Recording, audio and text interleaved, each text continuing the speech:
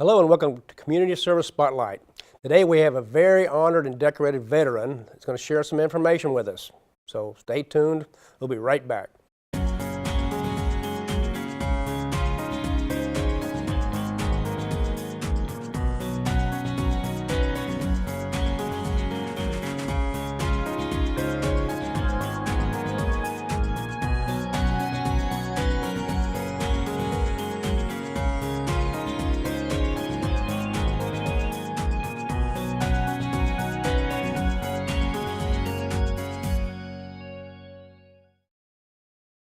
Here with us today is Robert Worden. He's a decorated veteran, and he's going to share some information with us about disabled veterans. Yes. Is that right? That's correct. I got it all right? Yes. Okay, you have an office, you're an officer with the, tell me about it. I'm a state certified service officer through the State of Kentucky Disabled American Veterans, and I'm a chapter historian. Oh my gosh, in the veterans area, if you're a historian, you've probably got a lot of history to cover. Is that? I do, and I help other people find their own history. Oh my. Yeah. So I'm also a genealogist. That comes into play. That doesn't hurt, does it? Doesn't hurt a bit. I've actually found information about ancestors or parents, veterans' experience on genealogical sites. Is that the main thing? Just talk about the history. Yeah, Yes. That's the main thing you do is genealogy with the veterans, or? Well, sometimes what I really want to do is to help them find the benefits that they qualify for. Sometimes that's filing for a disability claim, sometimes it's filing for assistance financially, sometimes it's filing for either a service connection or a non-service connection issue. Unfortunately, every veteran does not qualify for VA assistance. Especially ones that have a lot of money, is that what mainly the thing? First of all, you have to have served on active duty during one of the times of armed conflict. At least one day. Yes, I've got a couple of veterans that have come to see me, and they served between Korea and Vietnam. They are not eligible for any VA assistance at all. It doesn't matter that they served 2 or 3 years active duty. They don't qualify. Okay, and I think I knew that, but they had less chance of being injured probably, or not. I don't know. It's just the way it was written up. Congress is the one who has determined some of the rules. And through the head of the VA, they've gone down and made these qualifications, and it's in their books.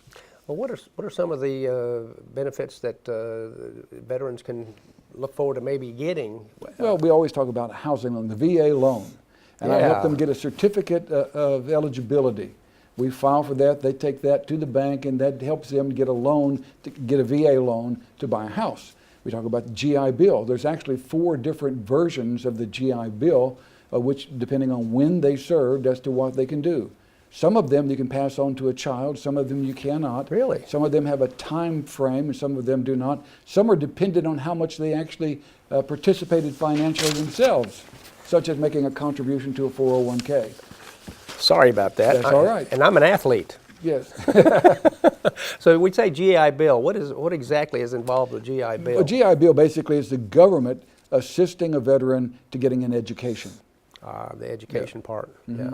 Yeah. And assisting means money. Money, that's exactly what it means. Okay. But we have a veterans assistant right here on campus, Amaya, and I send people to her, and she helps them to discover some other things that they may be eligible for. Vocational rehab is another one.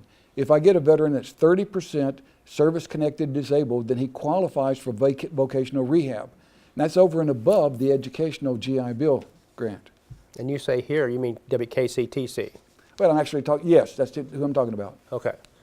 Yeah, what you said here, yes. And it's maybe some of our YouTube. I apologize for that. Well, that's okay. Paducah might, but YouTube viewers West may Kentucky not. Community and Technical College. Yeah. She is here. You're going to find those all over, though, and most colleges are going to have a veterans administrative assistant that can help. Almost all colleges. Yes. I mean, and this is not a real small, but this is smaller. Yes. Yeah. But I also contact one at UT Martin or at Murray State or at SIU, Southern Illinois, either Carbondale or Edwardsville. Okay. Now, before we go any further, let's get contact information out there. And if you don't have your pencil in your hand right now, we're going to give the contact information, but later on, right before the end of our show, we're going to give it to you again. So get your paper and pencil ready if you haven't already done it. So how do they get a hold of you if they're looking for some help with their benefits? Okay. they can write to the DAV, that stands for Disabled American Veterans, at 1133 Murray Avenue, Paducah, Kentucky, 42002. 1130. 1133 Murray Avenue. 1133 Murray Avenue. Now they can call the chapter office, which is 270-444-9808. But I prefer they call my cell phone. The reason for that, I can start immediately on assisting them. They don't have to wait until I go back to the office and check messages and then try to get back with them. My cell phone, and I don't mind people knowing it, Okay. 270-217-2958. And I turn it off when I go to sleep so that I'm not awakened, but I get sometimes 20 or 30 phone calls in a day. you're 24/7. Yes, I am. Just like me. Yes, Yeah, okay. Now, back to the benefits. yes. What about aid and attendance? Aid and attendance. Yes. Is that what you're talking about? Yes. So when I get people that have no service-connected disability and they've gotten elderly and now they need some help in medical situations, they can possibly qualify for aid and attendance, which again is financial benefit where they can either take it to a nursing home, assisted living home, or have people come by their house. There's a caregiver program, but that's a temporary program. And the aid and attendance, or aid and assistance, as some people want to call it, A&A, is a full-time. Once they qualify, they're going to continue to get that to take care of them. Aid and attendance is a little bit unusual term for that. I always, when I say that to somebody, I say, what in the world's that? But Well, the form is filled out by their doctor. This is not something that a person just decides they want.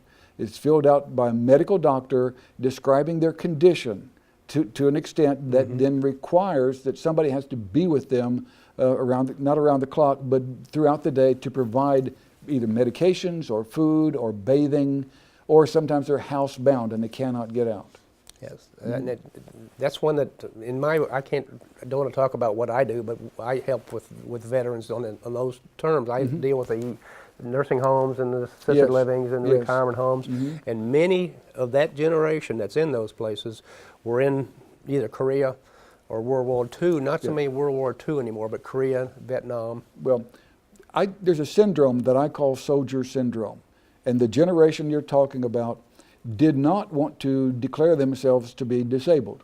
Correct. They came home, they were not missing an arm or a leg, they had somewhat of a right mind, they were able to get a job and work, they did not want to take money from other people that might need it, and therefore they wait until they're very old and elderly to discover that there are many benefits and even disabilities that they could have claimed for years.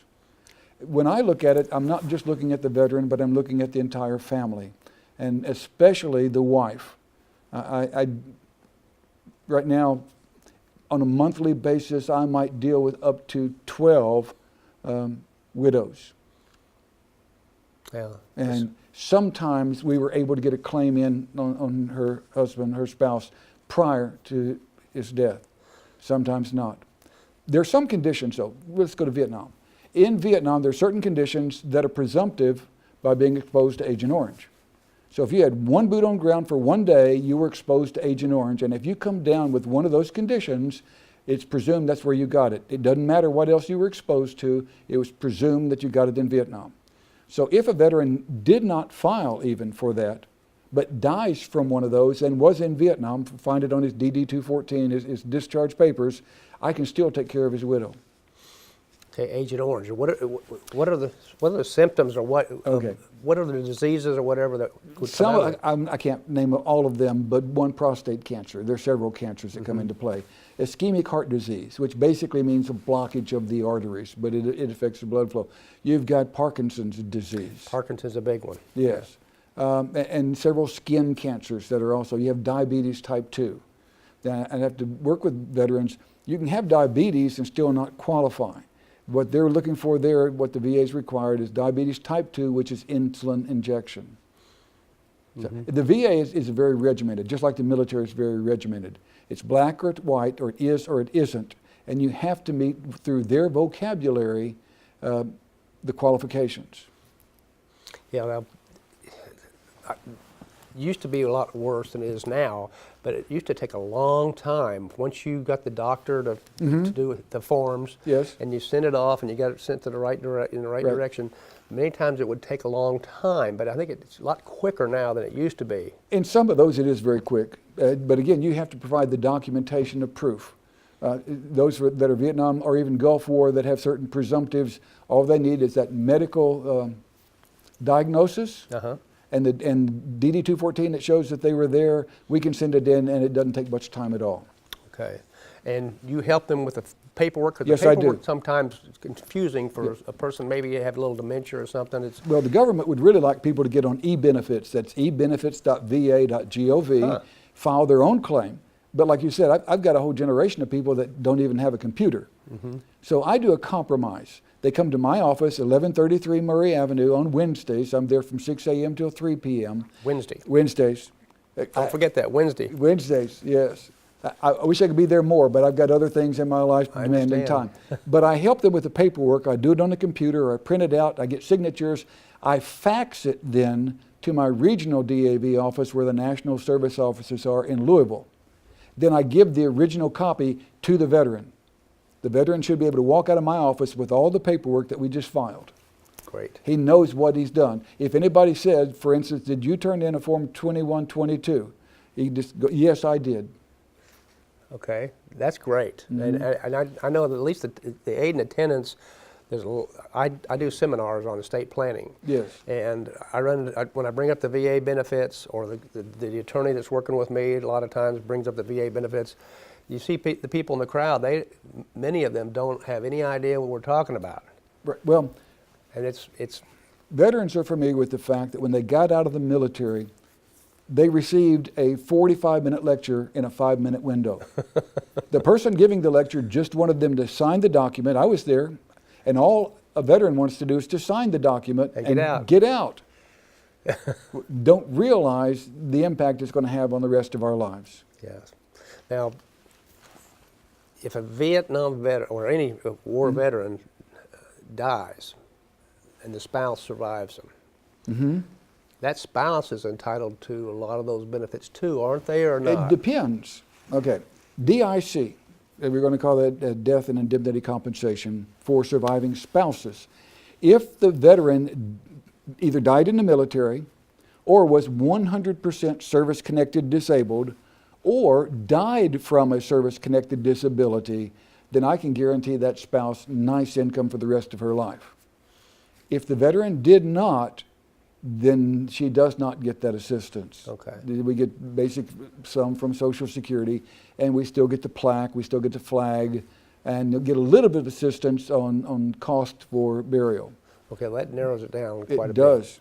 Okay. Which is why I'm trying to get people, if a veteran, for instance, has diabetes type 2 and they were in Vietnam, I want them to be service connected. I want it documented so that the spouse is taken care of. Sooner or later, all of us are going to die. It's not a matter of if, it's a matter of when. Right. And women traditionally outlive men. There's not a whole lot of men in nursing homes. Yeah. So my job, again, is to assist the veteran and the family. Yeah. So I don't just go after the men. Of course, there's a lot of women veterans now, too. I've seen a lot. Yeah, I've got a couple of my customers are veterans, and they're getting really good benefits. Yeah. They're very elderly, and they're housebound. Yeah. Now, the number one disability with military people is hearing loss. We discussed that before the show started. I'm wearing hearing aids provided by the VA. I have hearing loss and tinnitus, which is a ringing of the ears. That's one of the first questions I ask when people come into my office and they say, I don't know, am I eligible for anything? Yeah. Because they've never thought about it. Again, they signed that document, walked out of the meeting, didn't even think. And we start talking about the possibilities of service-connected disability. So, did something happen to them? Did they ever go to sick call? Was there something that bothers them today? The basic elements, was it caused or was it aggravated by military service? Does it still bother you today? And is there a continuity line between the two that prove that what you have is what started in the military? And it doesn't matter how wealthy you are, if you're poor or wealthy or what, they don't even take that in consideration, do they? No. If we're going to get you in on a non-service connected pension, that means you don't have a disability, then your income is vital. It's very important. There are certain levels, whether you're single or married, on how much you can make before they will take care of you. So that's still an avenue. But if I can get you a service connected disability, out of 8 priority grades with the VA, even 10% gets you up to priority grade 3. Now, I know in aid and attendance, the $80,000 in savings rings a bell with me. There's a certain amount of savings that, if you have savings, not income, right? Savings, if you have a That's lot of well, savings, right. you may not be eligible for that. That's a possibility. That's correct. Yeah, but there's no reason not to check it out. That's right. We know that if you don't ask for it, you don't get it. That's right. And my job is not to help people be greedy. My job is to assist veterans getting things that they're due. And probably haven't been taking it all these years, and finally, right? Yes, yeah, and you can take care of the spouse, maybe. Yes, I got into this. You didn't ask, but I'm going to tell you. I'm getting ready. That's my next question. Okay, my father was a World War II veteran who fought in the Battle of the Bulge, and he turned down a Purple Heart. 40 years later, he went to the VA for treatment and was denied because there was no record. He turned down the Purple Heart. My goodness. When I came home from Vietnam, my ears were in pain. I couldn't hear. And I can still remember this guy's voice. He said, "Yeah, you got hearing problems, but they'll probably get better. And I can put you in the hospital or I can let you go home." Oh my God. Well, like an idiot, I went home. 38 years later, I discovered that I had service-connected disabilities. 38 years. I meet people all the time who are unaware that they qualify. Again, not for greed, but it's to take care of the family. And many times we're not just thinking of the veteran, we're thinking of those around the veteran. Yeah, and you don't see you see all the commercials on TV. You don't see a veterans commercial saying, "Please, if you're a veteran, please call this number because we can get you benefits." Right. They don't do that. They don't. So you've got It's to. up to the veteran. The veteran has to initiate it and then has to substantiate it. So we have to provide documentation. Many times our military records are available to the VA for checking, as well as our medical. But there was a fire in 1973 in St. Louis that destroyed many records. I remember that. Yes. Now, when I sent for my father's medals through the archives, they did not have my father's records, but I provided them a copy of his discharge. That was a 53-55 in World War II. And they gave me his medals based upon what I provided them. I'll be darned. So when a veteran comes to me, I always ask them to bring their discharge papers. Another qualification is we're looking for somebody that's other than dishonorably discharged. A dishonorable discharge eliminates any VA assistance. Oh my.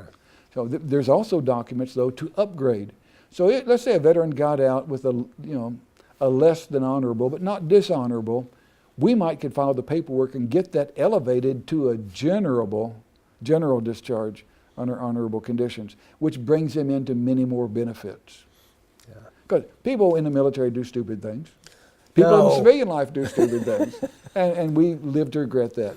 Yeah. One of the recent admissions by Congress and the VA is that this thing called PTSD affects people even while they're in the military, not just when they get out. And sometimes their behavior, which led to less than what they wanted as a discharge, were caused by PTSD.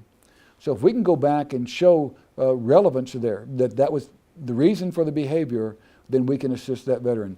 Any veteran, even dishonorable, that has PTSD can get medical treatment for that condition. They won't be eligible for all the other benefits, but they can get medical treatment for that condition, and then possibly we can get their discharge elevated to a place where they can get further benefits. All the veterans out there know exactly what PTSD is. Post-traumatic stress disorder. Okay.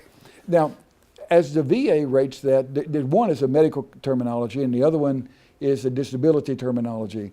For the most part, the disability and compensation people are thinking of combat related. So a lot of people I file PTSD/anxiety disorder.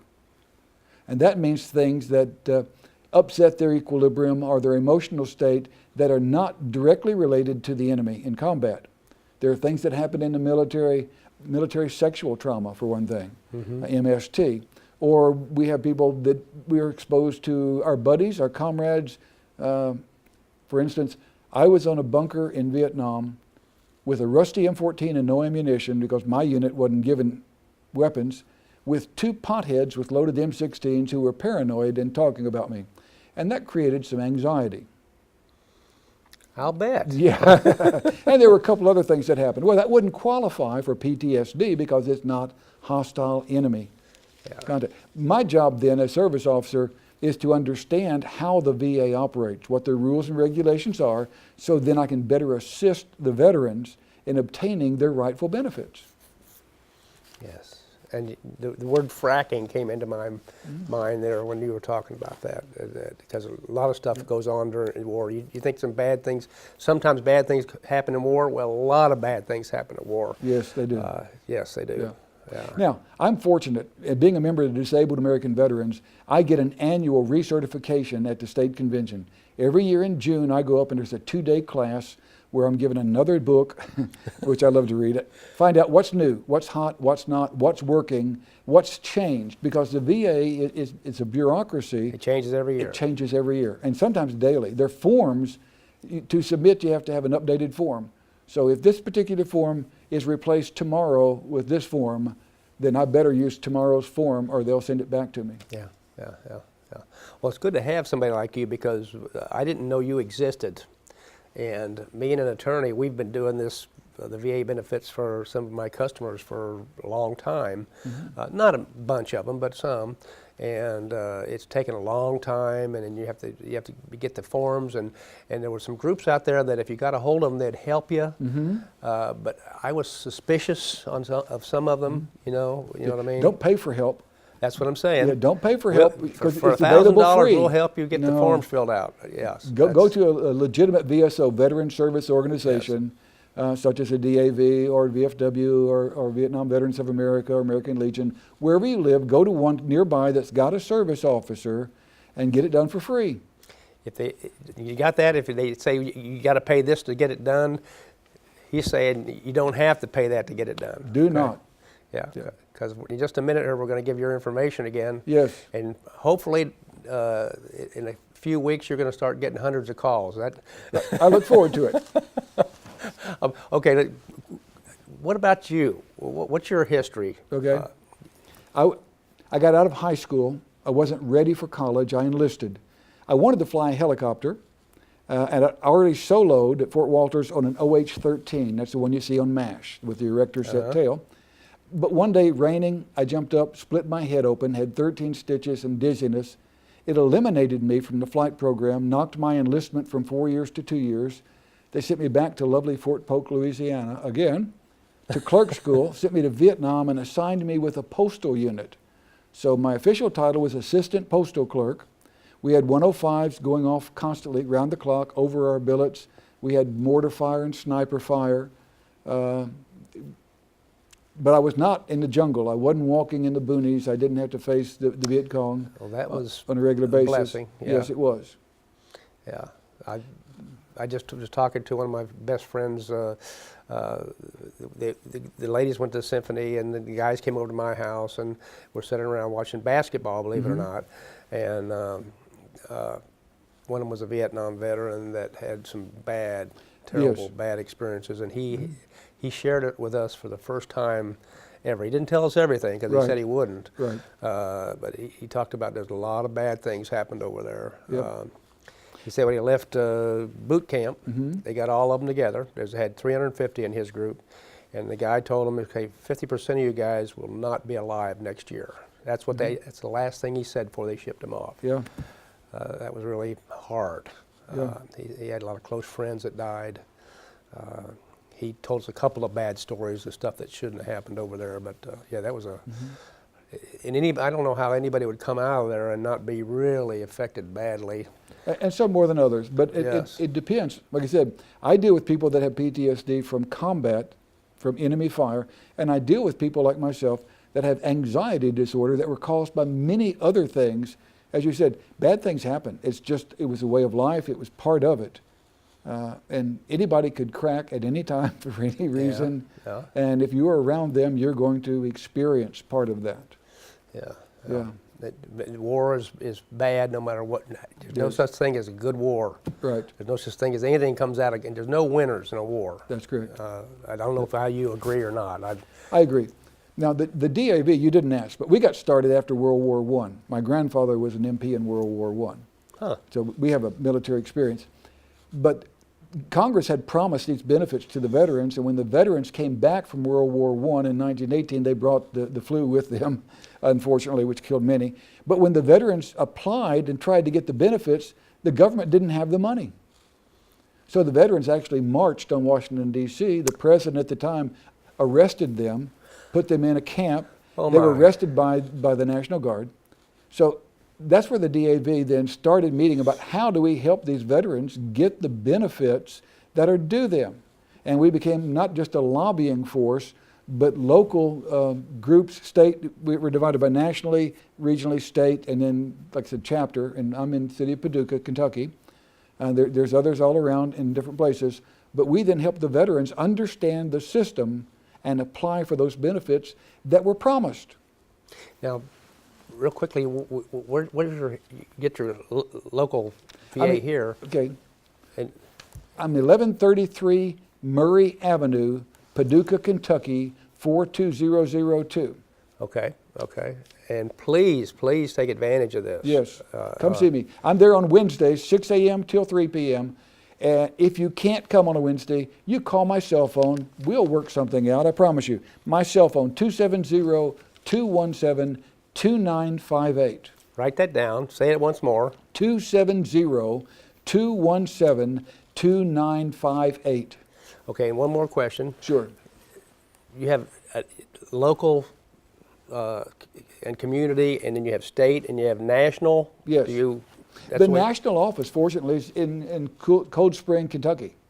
No. Because it was started by a group in Cincinnati and Kentucky, and they moved the national office there. My regional office is in Louisville, Kentucky. So I can access the big dogs in a hurry. I would think it'd be in Washington, D.C. or somewhere like that. Yes. No, but no. It's in National's right here in Kentucky the state of Kentucky. for the whole nation. Yes. Oh my gosh. So you just drive up there and you can take part in the meetings and stuff right there for the national. Yeah. I Well, guess- the national moves its meetings all around the country. Okay. They like to go to pretty sites. Okay. Pretty sites Well, they were in New Orleans. like Mayfield and Paducah and Well, Murray. no, a little larger. A little yes. larger. They have better hotels. And, Yes. Yeah. Like any convention. Yeah. Well, I want to thank you again, Robert, for coming in and sharing this with us. And this is such valuable information. So I hope we had some veterans out there listening to this. Veterans and family members. I Yes. hope they could hear and respond. Yes, especially And the if they spouses. can't contact me, contact somebody near them. Okay. There are people willing to help. And I want to thank our viewers again. This is a Community Service Spotlight. I'm your host, Bud Qualk, and we'll see you next time.